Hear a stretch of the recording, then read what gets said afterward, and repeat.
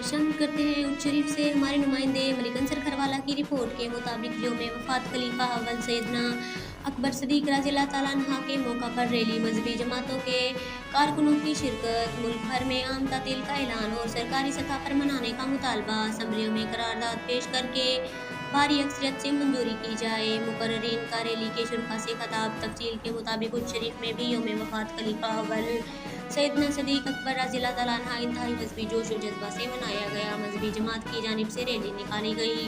मुख्तलिफ इलाकों से रैलियाँ अलशमस चौक पर पहुंची, जिसमें कारकुनों और मदारिस के तलबा की कसीर तादाद शरीक हुई। मजहबी जमातों के रहनुमाओं ने खिताब करते हुए यौम वफात सदीक अकबर रज़ी अल्लाह तआला अन्हा सरकारी सतह पर मनाने और मुल्क भर में आम तातील करने का मुतालबा किया है।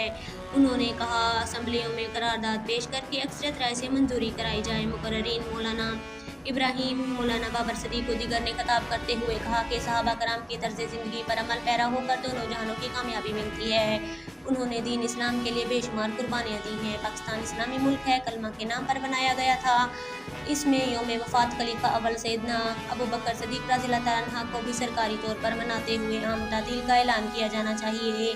इस मौका पर रैली के शुरका ने मजहबी बैनर्स और प्ले कार्ड भी उठा रखे थे। अलशमस चौक पर पहुंचकर रैली इख्तिताम पजीर हुई।